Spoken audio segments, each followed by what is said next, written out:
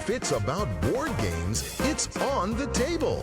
Get ready to join Doug and Michael for Board Game Radio.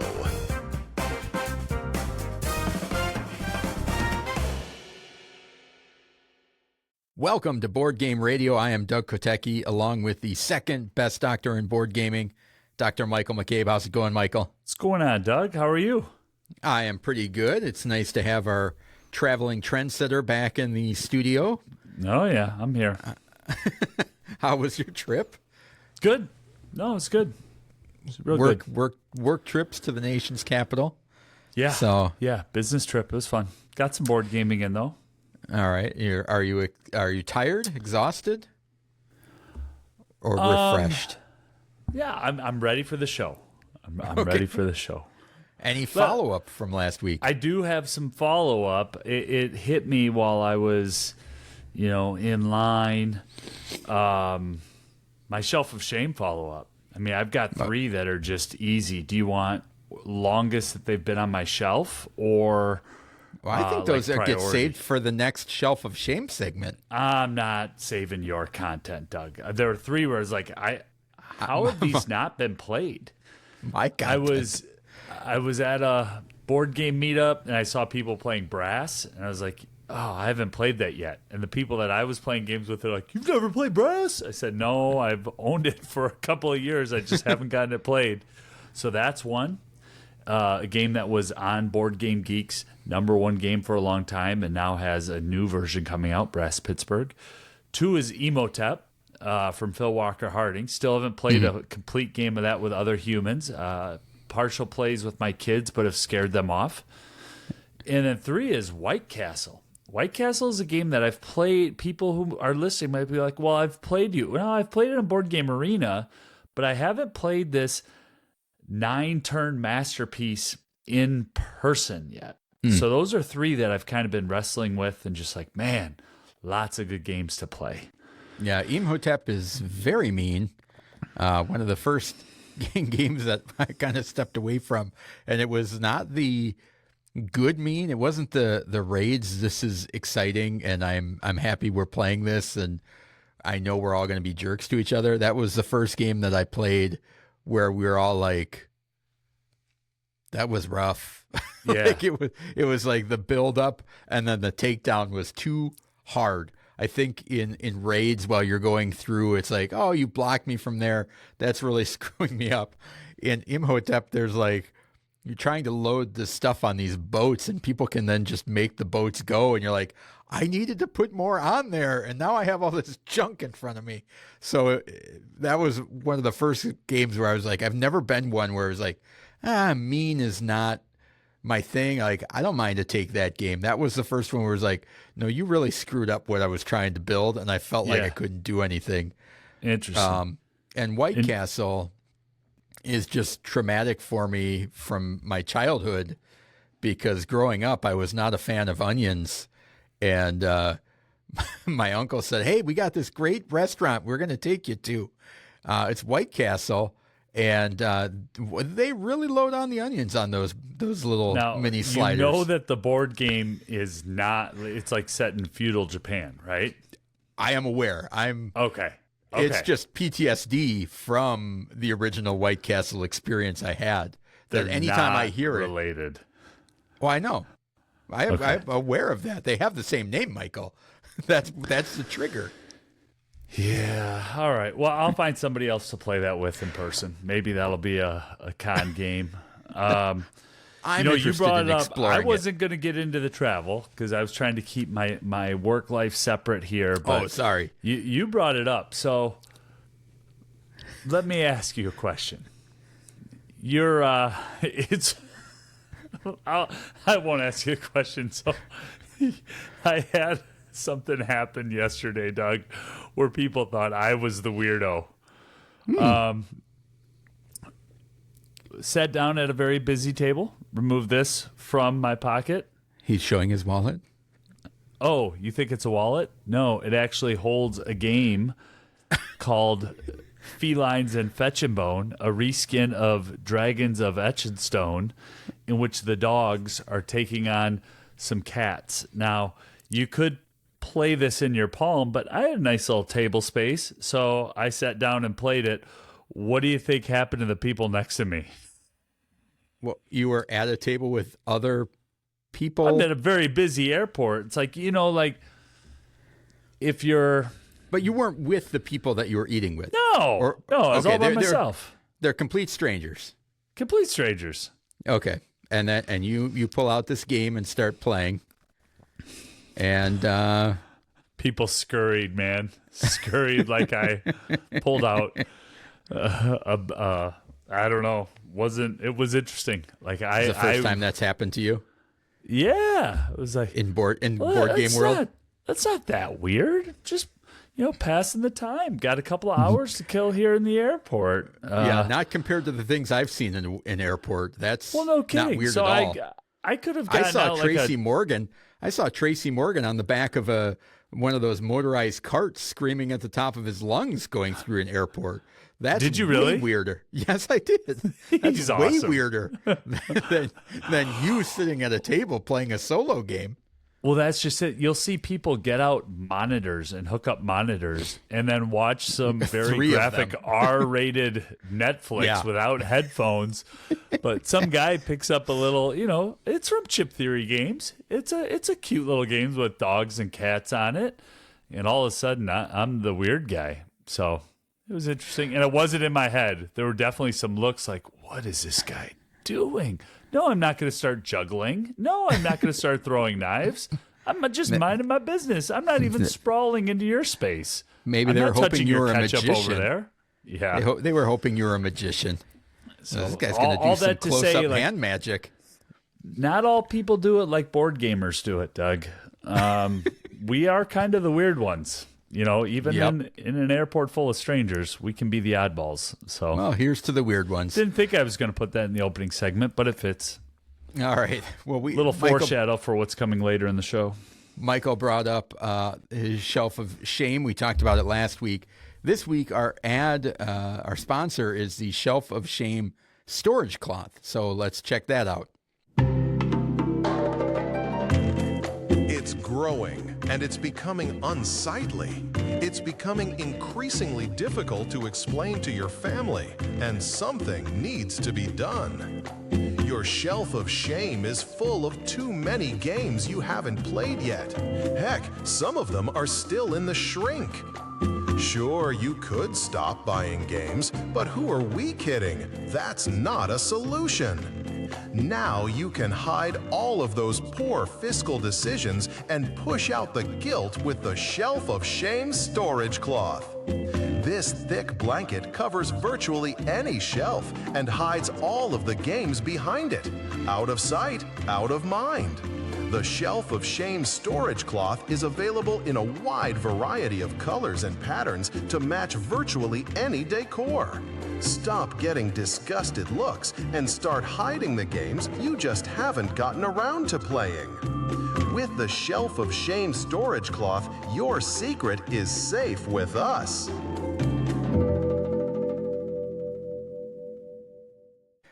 That thing comes in handy, Michael. I mean, I might use that. That could help me get some more games in the house too. I mean, there's the hiding what you haven't played yet is one component, but when it looks that good, you can just use it to hide purchases. That does not meet your wife's standards. Maybe if you had a cabin or something, you could use that, but you better find a more deluxe version, not to besmirch our sponsor here. But maybe I'll put it. Maybe I can find a Barbie house. There you go. Shelf of storage blanket that I could put over various parts of my house. That would be good. All right. Well, we've got a great show for you this week. We'll catch up to speed on the latest board game happenings. Talk about what's on our mind. Talk about game night hypotheticals and explore game design chops with Make It a Game. New games, big updates, tabletop headlines you might have missed. Welcome to This Week in Gaming. All right, Michael. Pretty interesting, slowish week this week, but yeah, no, not every week can be a banger, and we pick out the items that are interesting to us. The first one, I don't know if you heard about this, Michael, but King of Tokyo announced a PS5 and Nintendo Switch version. No, I which didn't hear is about that. coming out May 5th. I believe it's May 5th of 2026. Cool. It is a fairly faithful recreation. You can challenge up to 5 of your friends in couch multiplayer mode, or play solo against the AI. So it'll be interesting to see, how well it does, and if they start implementing expansions or things like that as far as add-ons, or if it's just kind of a one and done. Surprising, there's not a King of Tokyo iOS game, is there? That they would jump straight? That would be a question I would ask you. Yeah, that is interesting. So I thought that was kind of cool. It is available as an iOS version, so look at that. Apparently, well, that's what the Google AI overview is telling me. So could be true, possibly, maybe not. Last time I relied on that to resolve a combat in Voidfall, I didn't go the way that the rules were intended. So sometimes when you mix things together, the AI hasn't blended it out properly. But who knows? And maybe it's just a scoring app or something too. It may not be a fully realized app, but I thought that was interesting. So the King of Tokyo coming to PS5 and Nintendo Switch. I think the other thing that's unique about that one is it's not necessarily a game that I play and I think, oh, I would really benefit from a digital implementation of this, compared to other games where I'm like, a digital implementation of that game, I may never play the one in person again. So to me, there's something about the dice rolling and being around other people and the chatter that happens. But I guess if you wanted to play it solo, I would prefer it in that method than some sort of card flipping and bots and things like that. So what else you got, Michael? Well, I've actually got an announcement here about a trio of releases from Pandasaurus that are all expansions, 2 of which we've covered on our show. Castle Combo is coming out with an expansion called Out with the Amulet. I hope I'm pronouncing that correctly. I'm reading it in about a 4 font. And Far Away Under Starry Skies is an expansion for the game Far Away. Both those we've covered on our show in the past. And what's interesting to me about both of them, they're little packs of cards, so it's more of more type expansions where they're going to add more options and things to the game without a huge big box. So doing similar to what Stonemaier Games has done, like with that Tapestries expansion that we both have, where it comes in a box and the assumption is it's going to get consumed in the larger box. Those packs of cards expansions are interesting to me because I think you can get some cool additions to the games without always adding more bloat on your shelves. So you don't need the thing that our sponsor is pushing at us. Yeah. Something like that is always nice to just you throw in the original box and play and not have a whole bunch of 800 new models or rules and modifications to learn. I always appreciate that. Yeah, and then the other expansions for Shackleton Base, game that I have that I'm looking forward to playing, hopefully with you at some point, planning on getting that going at our next game day. It's a bigger Euro heavy hobby game, but one that does look like it's going to be a lot of fun. So three new expansions from Pandasaurus, all coming out here soonish. Okay, so I've got 2 interesting kind of related stories, and the stories aren't necessarily the part that's important. It's indicative of a larger thing that I wanted to highlight, and they're on 2 opposite ends of the spectrum. So the official Cyberpunk trading card game went up on Kickstarter, and it is currently at $11 million. What? Yes, with 28 How did I miss this, Doug? As of the time of this recording, which is a week before release, release date. There's 28 days left to go, and it is already up to $11 million. What? It is the most funded TCG in history on Kickstarter. And in fact, when I was writing my notes yesterday, it had not eclipsed 10 million. It was at like 9.9 million. So in just over 24 hours, it has amassed another $1 million onto the campaign. Shuffle that in, the yin to that yang is the Altered TCG, which came out a year ago, maybe 2 years ago, is shutting down. So that one, they tried to raise money. They got some funds. I think they raised close to $1 million, and they're like, this is not enough for us to continue doing it. So refund. This was for like their next expansion. And so the game is essentially dead. The original one in 2024 raised over $7 million on Kickstarter, but they failed to raise $2 million from a new crowdfunding campaign. And so that TCG is dying while this one is starting up. And I had read several reports that TCGs have been, there's a lot of them. Like there's new ones coming out, and it's, we've got a buddy that's very interested in Disney Lorcana. There's obviously Pokemon and Magic, and then there's a cookie one that came out last year. I don't know. It's based on a popular IP brand that I don't know, but we have a hard time keeping up. Yeah. So obviously it's shocking to me, but I'm just kind of curious of the reasoning behind that. I mean, certainly anytime there's a TCG launching, you have people that are assuming or trying to get in on the ground floor so they can get the Black Lotus that 20 years from now is going to be worth oodles of dollars, right? But everybody's doing that. I feel like, for me, this is very similar to you and I growing up in the late 80s, early 90s, collecting baseball cards when everybody's parents' baseball cards started becoming very valuable. But they were only valuable because people didn't take care of them, and people didn't know they were going to be worth money. And so we collected baseball cards thinking, oh, these are going to be worth money, but they were printed to oblivion, and everybody was trying to do the same thing. And if you go to a show now, those cards are worth nothing. Yeah. And so I feel like that same thing is like, you can't recreate a Magic.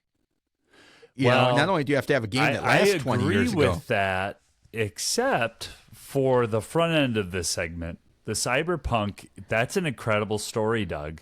The Cyberpunk 2077, that's an IP I know nothing about. I just know that the board game has not been done well the few times that it has been done, and I'm just, that's all secondhand, listening to other shows and talking to a few people who were very excited about it and then didn't enjoy it. So there is obviously a significant audience for that IP. And how do you get to 11 million like that? Because the booster boxes, I was looking like, okay, is it $1,000 to get in? Like, how do you get to 11 million? No, it's a $49 entry point. But they have all of the retailer tiers and things like that. So there's $8,000 pledge amounts that but only 100 backers are in on that right now. But there was. Let me see here. Yeah, the total backers number is crazy. You're already at 13,825 backers right now. Yeah. So the ones, some of these were 100. There was one that I was kind of surprised. Yeah, that is wild, Doug. And I agree with you with the baseball cards and the TCGs.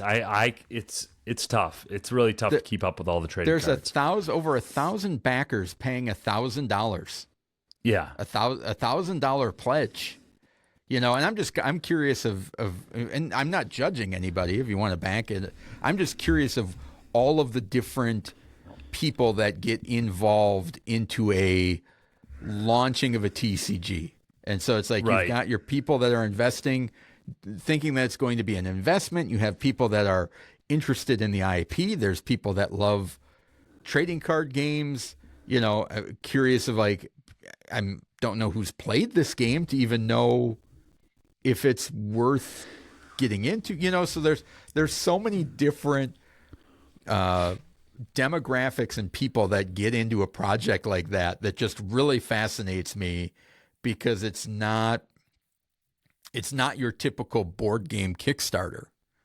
And Doug, then to it have is one not. that launched 2 years ago that's already failed. Yeah, and they have this Kickstarter for Cyberpunk TCG has a number of $8,000 pledge levels that have already sold out. And so they're selling through these, and they include things like, what did I just see? Like an uncut sheet of the cards, right? So you would, a graded card. So 6 uncut sheets of iconic rare cards, 1 serialized Jackie Wells. It's, so some of that, I think they're trying to build in that collector value into the Kickstarter. It will be interesting to see 2 years from now, 3 years from now, where that lands. I mean, there are, and it's going to have to be a great game. That's the other part of the TCGs. It has to be a great game. There are 600 people, 600 backers that have backed an $8,000 pledge. Yeah. That's I know phenomenal. It is. It's wild. And it's they coming must out just in keep- October. So Yeah, they must keep. Be interesting to see if there's any presence at Gen Con, and if that's an issue this year, or if those won't match up at all, or anything like that. If you have a repeat of the Lorcana. yeah, I wonder if they just did a fantastic job of marketing as well, to get ready for it. So interesting stuff there, Doug. Thanks for bringing that to the news. I just have one other game announcement, and that is Flip 7 with a Vengeance is out or coming out. I know we got a notification from the app about a press release for it, and this is taking Flip 7, a game that I think is already somewhat can be very mean, and turning up the volume on it, where it's adding in some cards that you like an unlucky 7. And in the unlucky 7, if that comes up, discard all other cards and cards that make you swap with an opponent and things like that. So I thought, oh, that's interesting. I talked a few weeks back about how different IPs were coming out with Flip 7, but this is almost, taking it and really turning it up and making it increasing the chaos. Yeah. So that'll be interesting to see. It's one I'm planning on checking out at some point. I don't know if I'll pick it up or run into it at a convention, but I'd like to see the differences of it, because I love Flip 7, but I think that this Flip 7 with a Vengeance might actually work for my family a little bit better, just liking that chaos in a card game. All right. Well, let's move along and find out what's on our mind. Each host brings a question, and no one knows where the discussion's going. It's time for What's on Your Mind? All right. Each week we ask each other a question and stumble through. Maybe we have some thought-provoking discussions. Maybe we ramble stupidly, but nonetheless, we're going to find out what's on our mind. Michael, do board games need a solo mode? No, there's enough games that have a solo mode. I don't think games coming to market need a solo mode. I think I might have had a very different answer 5-6 years ago, but it's 2026 at the time of this recording. You can get 4 or 5 games, big box, small box, any type of box along the way. And I mean, I don't think so, Doug. I think there's enough out there that exists where new designers shouldn't feel pressured to build solo in. How close do you think the solo modes need to be to the actual game? And my thought process, that's a different question and a great question. Go ahead. My thought process behind it is the idea of games that have they say that they play 2 players, and we kind of touched on this a couple weeks ago, but the idea of a game saying that it's 2 to 5, but then when you start reading the rules, it's like, oh, well, you got to take all these out for 2, and you don't actually use this board, and the way that you draft the cards is a little different. And then there's all these changes, and it's like, this doesn't play with 2 players. This is a variant. And I'm kind of curious, as somebody who doesn't play solo games, but I come across them in rule books and things like that, what version, because sometimes it seems like you read it and you're like, yeah, I'm doing some of the same things, but I'm not actually playing the same game here. This is a completely different puzzle, or that's using some of the mechanisms, and then other ones that are like, oh no, this is really good, and I feel like I'm playing the exact same game, but I'm able to do it solo. So where does that line fall? My opinion, what makes a good solo game is that it was designed to be played solo. It was designed for the individual. So, and others who've been playing solo games a lot longer than me, like Mike DeLisio from the Dice Tower, has a whole thing about 5 components, or a high 5 about what makes a good solo game. But the one thing that he said that resonated with me, that I think about often, I don't want to do bookkeeping while I'm playing. I want, if there's a turn by the bot, I want it to be quick. I want to be able to anticipate what's going to happen so that I can plan. And then I want to be able to do that and keep it moving. Guild of Merchant Explorers has a fantastic solo variant where, it really feels like you're playing against another player, how the board closes in and your action selections are somewhat closed off. But to answer your question succinctly, I think it needs to be engaging. And I think after I've played a game a handful of times, I don't want to have to go back to the rule book, Doug. I want to have it down. I want to know the systems so that I can engage, so that I can be immersed, so that in 10 hours of play over a 1 to 2 to 3 week period, I'm able to play and not have the rule books open on my lap. And the first 30 hours of a intense, solo game, I might have rule books on my lap and spread out, and there's multiple rule books. But after I've played a few games, I want to be able to get that rule set down. So where do you think the divide is between, because you had mentioned of like, I want it to be designed for solo play.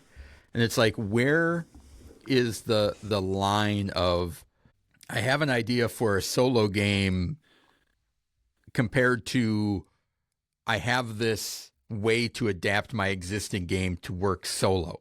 Do you find that those are not as intuitive or well done? Like, I'm just wondering at what point where it's like, don't even bother with the solo. Like, if you're not invested, like, it's more of just a side variant, and sometimes comes across as more of like an add-on of like, oh, it's got a solo mode, but that doesn't necessarily mean it's good, or that it wasn't designed in tandem with the main game.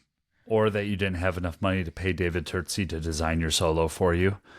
or the Ottawa people, Otumwa. Yeah, I don't know where that line is. And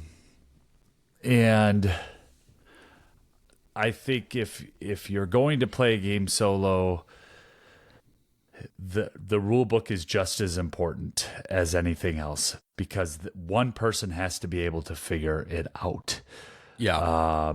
And so to me, that really is where the line is. If I'm in the rule book and it's like, or even if I'm kind of muddling through it, it's like, I'd rather do this with another person. If I don't have that spark, if I'm not able to be fully engaged based on what I'm doing and what the challenges are, is it a points or is it a high score? Is there an end point where I win or I lose? Some of those questions really do matter for me. It just seems, it seems like a lot of them are kind of shoehorned into games. It's almost more common now to find a game without a solo mode, it seems like, than it's like a lot of them are like, here's the solo mode. It's in the back of the rules. There's 2 extra pages and there's another stack of cards that you use in solo mode and things like that. And you just kind of wonder how many of them are fully fleshed out and how many of them are just, we need to have this on there to pick up a different audience, regardless of how well that game is actually done or lends itself to being a solo experience. Yeah, well, and I think the bar is high, right? Because you have a number of $200, $300, $400 games that people are getting and buying and thinking, I might only be able to play this solo. Yeah. So I could buy the latest system. I could go out and get a Switch 2 or a PS whatever, or I could just buy this one game. And that, if that's where the bar is at, your solo game better be pretty darn good. Yeah. Better measure up. Yeah. So Doug, here's what I'm wondering. How do you feel about paid previews?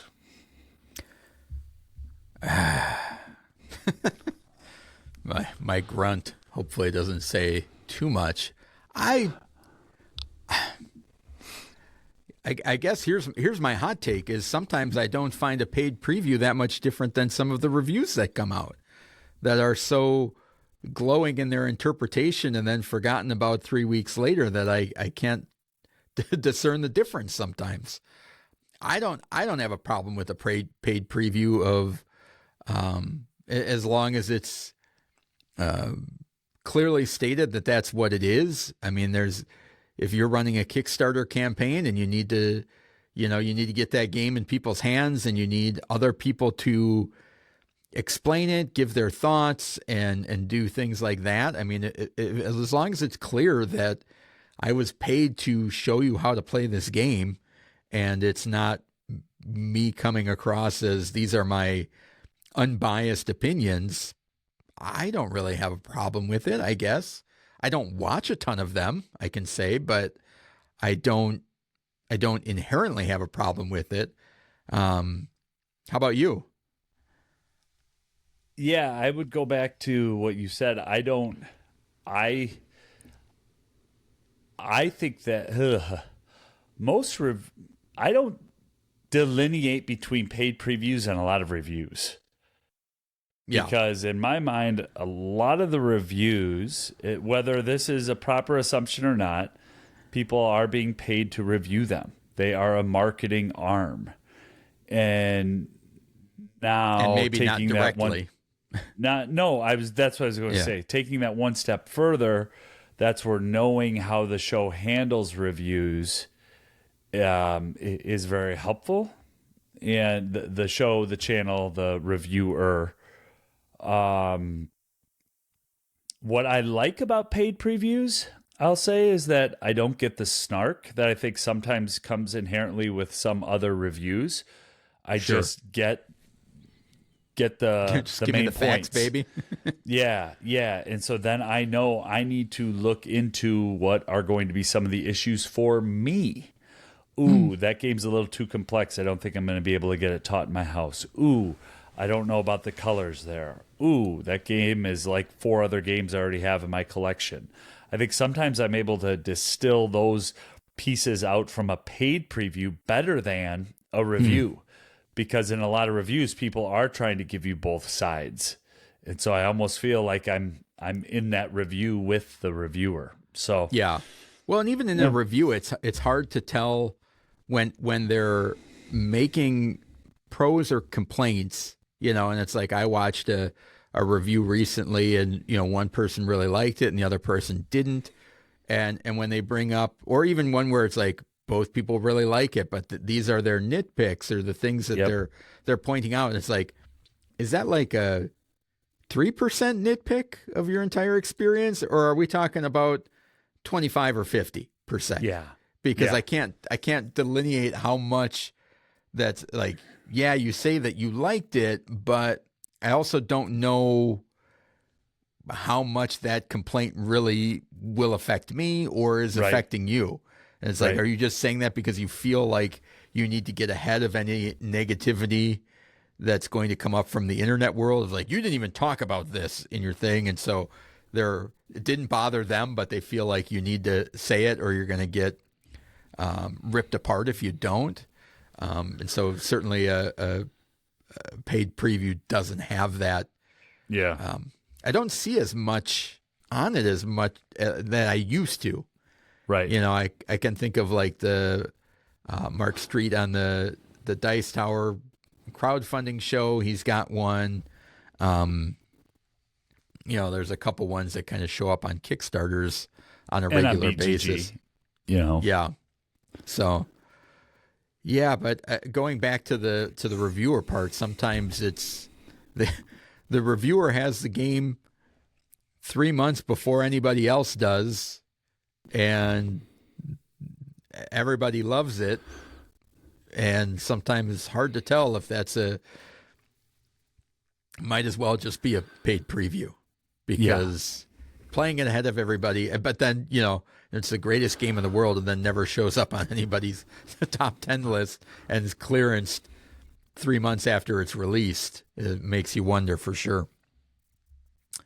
All right. Well, let us know in the Discord what you guys think to any of those questions. We always love hearing what you guys think as well. Now let's do some game night hypotheticals. Impossible choices, terrible consequences. It's game night hypotheticals. All right, Michael, game night hypotheticals. This is going to be fun. This is wild, would you rather moral dilemmas in the world of board gaming. So let's just go back and forth, and hopefully in these situations, there is no clear-cut answer. And while you're making your clear-cut choice, because you cannot be in the middle on this one, you will have to make a choice. You can hopefully justify it cohesively. So, all right, you want to go first?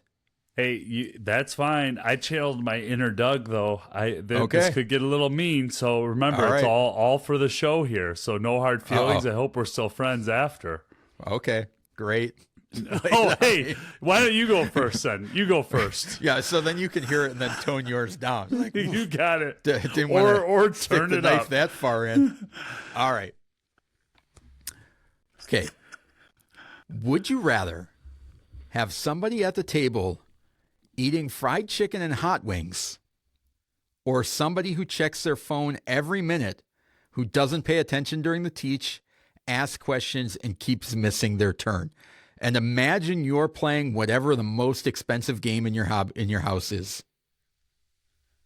Yeah, that's a really good question. I think this is a flashback from like episode 38 when I was shocked that you wouldn't allow someone to eat fried chicken in your game room. Have you ever eaten fried chicken? Me?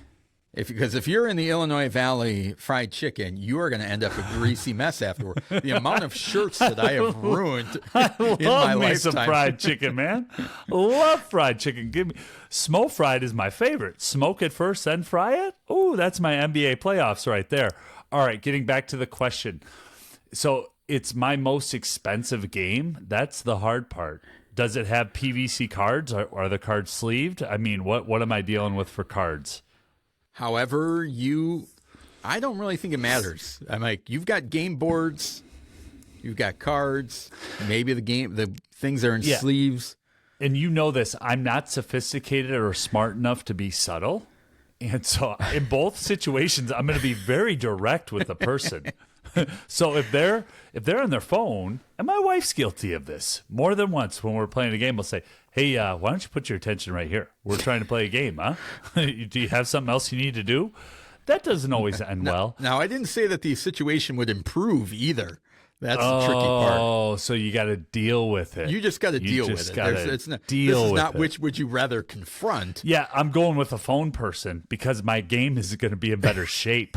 You know, 10 times out of 10, I'm going with the phone disengaged person. And then while they're off turn, I'm going to bury them.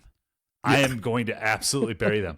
And when they ask me questions, I'm not going to let their question interfere my thinking and my turn, right? No, I'll get to your question, which I appreciate and I'm listening to, but I'm using that information to bury you even further into last place, okay? So you're going to destroy them in the game. Yeah. Okay. Yeah, food person, I can't bring that into my game space with a favorite game. Now, we've talked in the past too about games that you can play in the pub and the tavern, right? We're in Wisconsin, you know what I mean? So like if silver and gold is one, for example. Exactly. You know, you got to have your solo game ready to go. But if it's an heirloom game, you know, or one of my favorite, like I'm not putting my Foundations of Rome cards down, you scoundrel. How about you? Where do you land on this? I think I'm in the same, although certainly the length of play, like, because that would just be a disastrous gaming experience if you're playing like a 4-hour game with somebody that's disinterested the whole time, and I'd be like Dead Reckoning. Oh, I dropped something in a tower now. Oh, what do I do? Oh, I won that. What did you say? Where does this card go? Yeah. Bill, it's your turn. You know, that type of thing. Yeah. Oof, that would be rough. Like, because that could completely take a game that I love and ruin it. Yeah. Yeah. At the same time, there are certain the ASMR of somebody eating fried chicken and God knows what else while they're playing my game just disgusts me to no end. On top of the fact of like the actual physical damage, because I could chalk up like, I'm gonna have to buy a new copy of this game. Maybe it would be the food.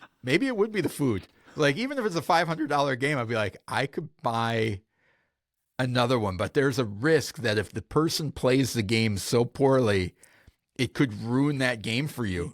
There's no way you would land on that side, Doug. Knowing you and how you take care of your stuff, there's no way you'd be more comfortable with the food than the person who's disengaged. All right, You're right. Sorry, I'd have to cover my entire gaming table. We gotta hold like each other accountable, right? And that's just the thing. Like, folks, Doug takes really good care of his games, so I wanted to just lead with that. All right, this next one, I won't be able to participate in this next one because I've designed it just for you. Okay, perfect. Would you rather go to a 2-day convention and play 10 games, 5 of which are your favorite, and 5 of which you were really excited to play for the first time, and you finish dead last in all 10 games? So that's okay. One scenario. You're going to a 2-day convention, you know, looking to have a lot of fun. You play 10 games, you're dead last in all. But 5 of them are games I really like, and 5 of them are ones I was excited to play. Yes. Okay. Yes. Or play Darwin's Journey. Full game. I'm going to have to go with the convention. Because but 5 of the games I really like, right? So some of the games, you know, I like playing Quacks of Quedlinburg. I'm terrible at that game. How do you handle losing in Quacks of Quedlinburg, Doug?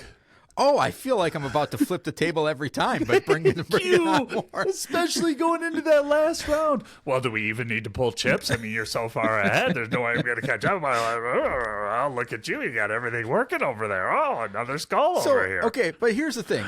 So you're asking me to play 5 games that I already know I enjoy. So odds are pretty good that I enjoy them regardless of how I'm doing. Tapestry, things like that, like... And then the 5 that I was excited about, that's the whole try before you buy. So I have no expectations going in. Now, at the end of the day, I'm going to feel like crap because I lost 10 games horribly. The moral dilemma, Doug, is that you sunk a whole weekend. You sunk a whole weekend into playing games. And I found out information. I don't want those 5 games. I already know it going in that Darwin's Journey is going to be a disaster. Oh. Nice try getting me to play Darwin's Journey. Even on the air. I feel like this was an elaborate I don't think you're being ruse. very honest in this one, Doug. But why would I play a 3-hour game I don't like? You hate losing. You don't. You act like you don't. You act like I'm the hyper competitive one. If ever there's a game night where you lose back-to-back games, oh man, people are going to hear about it. Now, Well, the game is flawed, obviously. Compound that times 5x, where you lost not second or third, dead last in 10 out of 10 games. Come on. But here's the thing. You might also quit the about hobby. This part of this hypothetical is one of those things I don't know the outcome before I go in. The other one I do. No, You've created the other one you won't give a second chance to. Why? I mean, You like worker placement? You like Euros? yeah. It's great. It's a great experience. Yeah, I mean that's a hypothetical I could never possibly know before it happened to me. Yeah. But all right. All right. Sorry if I You got wasn't one more? truthful. Yeah. No, I'm just. It's all for the show here, Doug. What else you got? What is worse? A completely uninterested person at the table, so similar that's to the bad. first one, That's bad. or an overexcited gamer that usually alpha games even in non-cooperative games.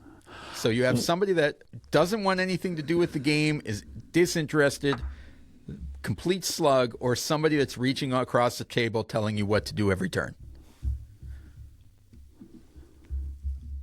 I think you know where I'm going to land on that, right?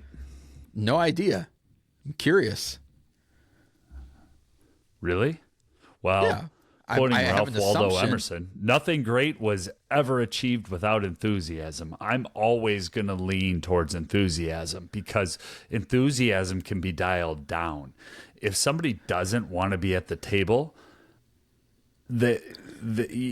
I don't have many family appropriate things I could say on our show. We keep this very, very family friendly, but you're not going to wake them up.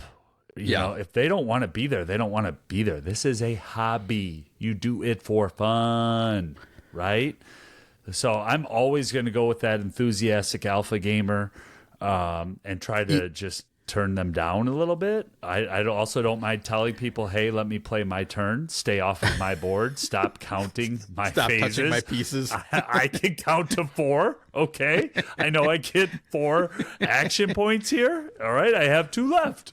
So I don't mind saying those things at the table, but the disengaged socially, I think that's really tough at the Yeah. table, Doug. Like I think that is one of the hardest things in the hobby is if you get, and my experiences with that is somebody's too cool to be there, or well, they didn't want to play that game, so they're just going to be the anchor in the water and make sure that this boat doesn't float. I told you I didn't really want to play this. Why would I want to play Marco Polo?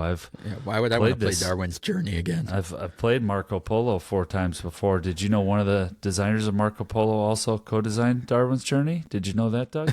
But anyway, back to you. All right. Well, that was my question. Or you want to know which one I would prefer? Yeah, do you have a lean? I think ultimately it depends on whether you can. I agree 100% with your assessment that you can tone somebody down, you cannot tone somebody up. It's very difficult to do. The interesting part would be is if you cannot change them. Yeah. If you cannot change them, then That's it becomes a real tough conundrum. If you can't change them, I think I'm probably leaning towards the uninterested person because I would try and make my own fun. There you go. And rather make fun than- of the person who's disengaged. Yeah, or I In would your just head, at ignore least, them in your mind? and Yeah. pretend like they're not playing. But it's like, fine, if you're going to be a stick in the mud, then be a stick in the mud over there. But it's like I cannot handle you touching my pieces and counting my turns all game. I was like, then why am I sitting here? It's That like it's happens okay to if me. you Did don't want to know be that? there. That happens What's- to me. I do know that. That's why it's a question. But it's like I can. If you're going to be a stick in the mud over there, fine, do that on your own time. It may not affect me as much, but if Yeah. somebody else is playing my turns, I might as well not be there. Like, that's ruining my enjoyment of the game. Right. Where the other one, I don't have to let that bother me as much. Interesting. Good. All right. In this one, I'm juicing up. This is not, don't take this personally, Doug. 'Cause, you can always edit it out. But would you rather play a cooperative legacy game in which someone tells you the exact move you should have made, selects your role for you, and tells you how you could have won if you listened to them, or never play that game? Why would I be offended by this? No, I'm just... Or never play that game? So you've got a cooperative legacy game. Yes. It's very similar to the question that you just asked about the alpha gamer. It's taking it in a different way. So my choice is to have somebody that's constantly spoiling the game for me, right? Yes, they're not letting you play the game. They're going beyond just suggesting a turn. They're, well, if you do this roll and if you do that, if you just would have listened to me, then we would have done this, then we would have done that. Yeah, or don't you're leaning just along don't like, play the game. I wouldn't go into that dungeon if I were you. That type Yes. of thing. Okay. Yes. Well, I- and then even more, and we've talked about this before, but well, actually, if you take this roll with that roll, and then you're not going to go into that dungeon on the third scenario, and in the fifth scenario, when I played this 4 years ago, we want to make sure that we avoid the fire. You know, they really, it goes from beyond managing the game to taking over your game. I think it goes back to your first question. I think my answer would have to be, I would have to take the chance rather than you just, would, huh? Like, Let well, it sit on the shelf. Because I don't know if it's not going to happen. Like, I don't know that that's going to happen. Now, if I'm playing games with people that I habitually know the experience of them, and I'm like, there's a good chance, then it's like, yes, it's probably going to be maybe not play with that person, but it's, I guess in my experience, like those things always happen, but you didn't know they were going to happen. Yeah. Like when they happen, and it's like I would never rewind and be like, I may look back and say, oh, I wish that experience didn't happen. So then follow up. Yes. How would you deal with that a third of the way through the legacy game? So it's 12 chapters, you know, you're 4 chapters in. What are you going to do? Oh, I think you have to address it, right? You just say, Yeah. Can we not have spoilers here? Type of So thing. you wouldn't kick that person out of the game? You're not a banisher? You would address it? Yeah. I had a really hard time kicking somebody out of a game. Yeah, I was traveling for work, and I saw people that were playing Ticket to Ride Legacy, and they were quickly do I have the right name of the game? Ticket to Ride Legacy to the West. Okay. And they're basically saying, like, we got to get this game in before so-and-so shows up. Otherwise, they're going to spoil this for us. And it's like, whoa, what? What's happening here? And you and I are going through pandemic season 1 right now, and I just can't imagine, like, if a situation like that happened where you weren't able to actually play, how would you handle that? I think that is a hypothetical that could be tough, you know, because if you're playing those campaign games, you're usually playing with the same game group. Yeah. Well, I think it also kind of depends on the game, right? Because we've had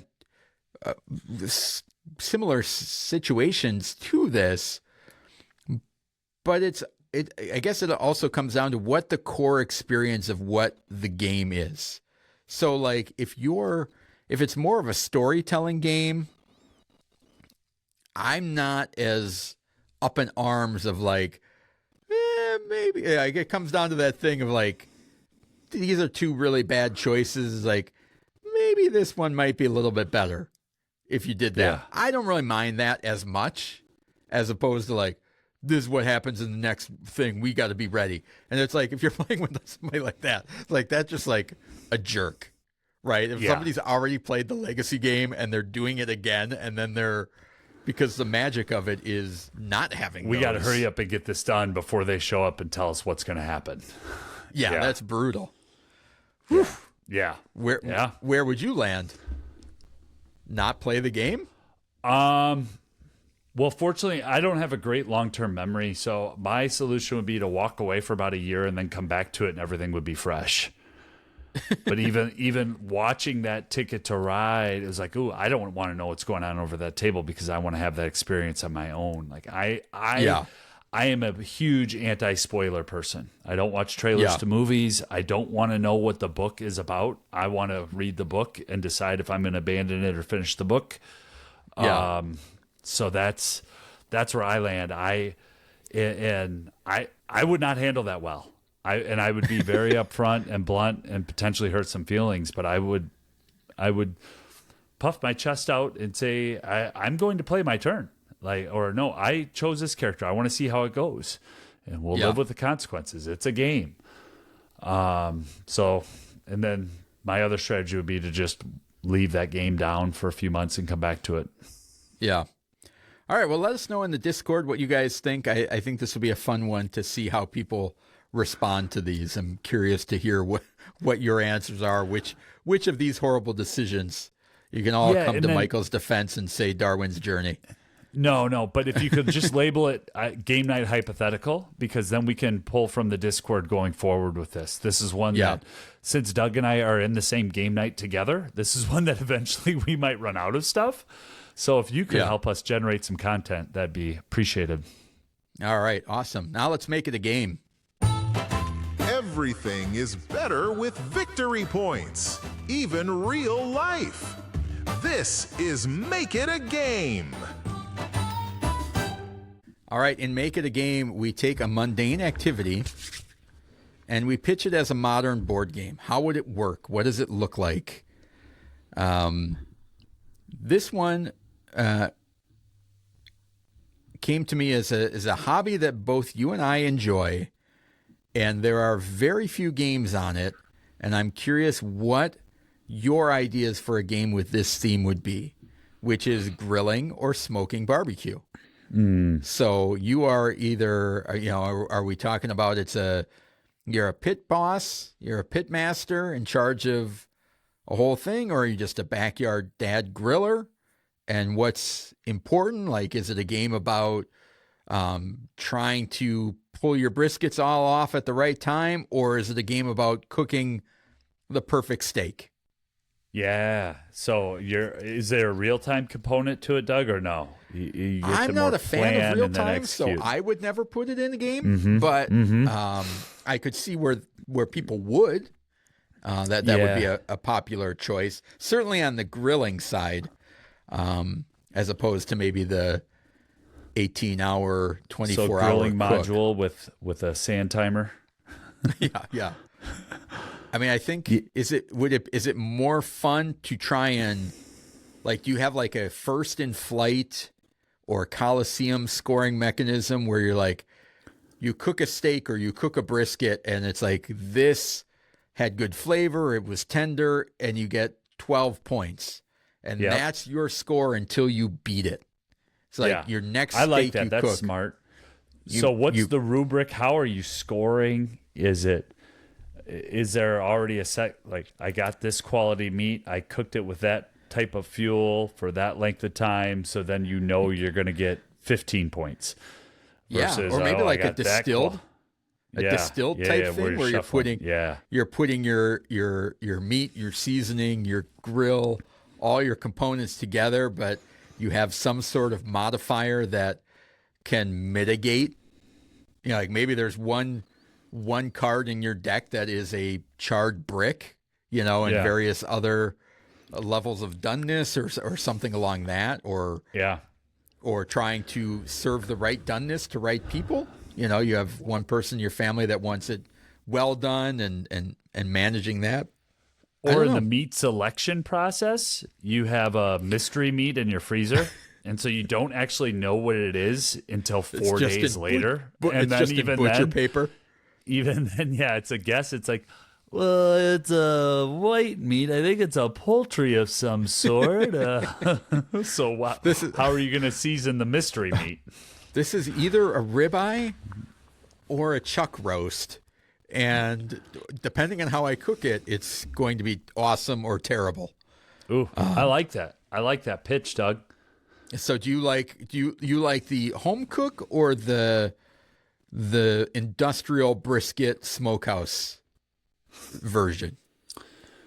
Well, I think it could have different rounds. I don't think you want to get into the asynchronous ability, like if you're the backyard cook and I'm the chef and we're playing different games.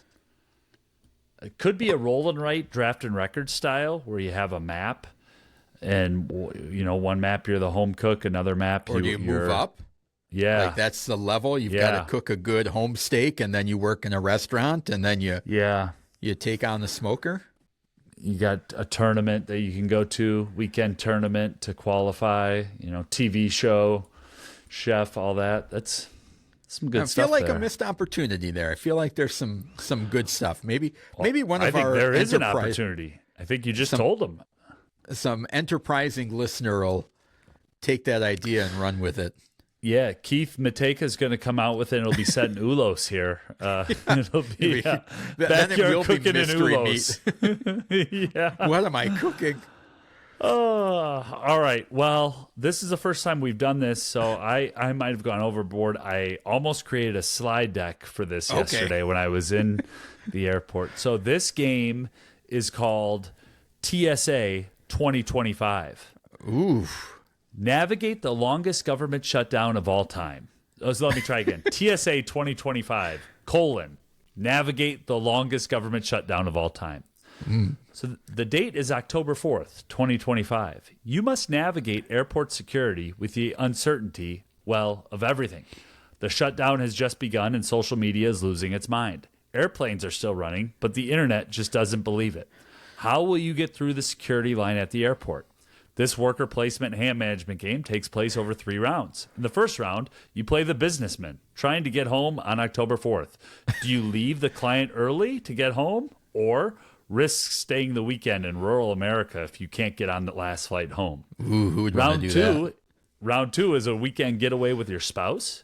Do you listen to your partner or plow ahead? Would you rather make this flight or stay married? And in round 3, a family of 5 heads to Disney. This tactical game is entirely luck-based with one exception. Once per game, you get the TSA pre-check sticker to place on your boarding pass, and as long as your spinner doesn't land on TSA pre-closed, you'll make your flight. All right. Well, that's okay. Interesting. You're taking the role of travelers, navigating a lack of TSA. It's very timely, Michael.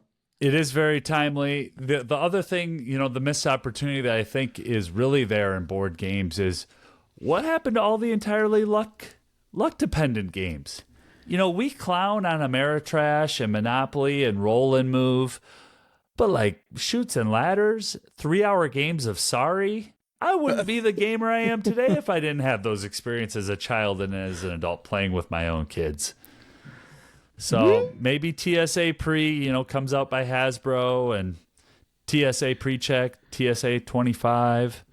So for folks who don't know, TSA is how you get through airport security in the United States. I don't know what you call it in your country if you're listening in a different country. But when the government is shut down, those workers are not getting paid, so they are on what's called furloughed. And sometimes you show up and nobody's there. Now, when I've been traveling during the shutdowns, which is yesterday actually, everything was smooth. So it's like, hey, get to the airport 3 hours earlier. You're not going to make your flight home. No, that's ridiculous. I usually get to the airport 12 minutes before boarding and roll through security on pre-check, and I'm fine. So here's the pivot of that game that I would like, that I actually want to play, is I want to be a TSA agent looking at the scanner of the bags going through. That's a game. And it's like, whoops, let a knife through or whatever. Cell phones, laptops, devices. Like You lose points if you let 4 ounces of fluid get through instead of the 3.3 or whatever it is. And it's like you get to the end of the line. It's like almost a mixture of Sheriff of Nottingham. That would And have it's to be a like- real-time game, right? Yeah, Where something or is something. scrolling. Something where maybe along a that- partner is scrolling a rotator, like conveyor thing, and you have to try to catch stuff. Oh, trust me, my bag is fine. And then you open it up, and what are all these liquids? It's like, you got me. It's like a sheriff of Nottingham crossover in modern times. Sir, I is think this there your could be child stuff- and your carry-on luggage? Oh, they'll fit on my lap. Don't worry. A funny TSA story is one time we went as a family. I think it was to Disney, and my wife decided. Well, I'll lead with this part. We are going through the bag check, and the guy comes over to me. He's like, "Is there anything you want to tell me about in your bag?" I'm like, "No, why?" Like, what are you talking about? And he's like, "Are you sure?" I'm like, "Yeah, pretty sure." He proceeds to pull out a knife that my wife had put in our bag because she was cutting fruit and didn't think anything of it. And here I am trying to go through, like, we're going to have to take that. I'm like, fine, rightly so. Rightly so. That seems fair. And so it was quite the experience. I looked over halfway through. My wife is mortified. My kids thought Daddy was getting hauled off to jail, and I'm like, whoa, God, what did I do here? In your wife's defense, she doesn't fly often, right? No. Which is, I not as bad as, speaking of, here, we're going to go full circle. Not as bad when one year I was flying home from the Gamma trade show, and I could tell that they stopped as my bag was going through the x-ray machine, because like, what is all of this stuff packed in there? Because I had it all jammed into my suitcase. Like, what is that? Like little pins and all this crap in there that I could tell, like, it was your airport look. I got that when they're like, who put this bag on here? So, well, when I got Too Many Bones at Gen Con, I mean, they asked at checkout, "Sir, are you flying home?" "No, I'm driving."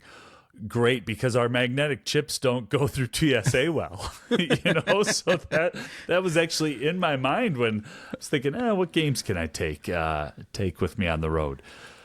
Oh, that's good stuff. Well, I think your game probably has a more realistic chance than mine of getting launched. I will say I did build in one other rule, though, and that's called get kicked off the flight. So if you're just tired of waiting in line, you can flip the table, and that automatically eliminates you from the game. So if you no longer want to play this game anymore, you can just storm out of it by flipping the table.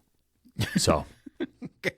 That's good. I wish more games built that in. I know. That could Like, come in handy. Sorry would have been great. I would Yeah. just kicked Sorry over a bunch of times to be done playing that with my kids. All right. Well, thank you for joining us. Thank you to our sponsor, the Shelf of Shame Storage Cloth. Check out our website, Board Game Radio, to stay up to date with everything. Please consider subscribing to this show on your podcast platform of choice, and preferably leave a 5-star review. We would love that. And from all of us behind the mics, the games, and the bad jokes, thanks a million for tuning in. And thank you, Doug, for securing all those sponsors week over week. Appreciate you doing that. Do what I can. Clear the table, call the gang, and keep the good times rolling. Join us next week for Board Game Radio.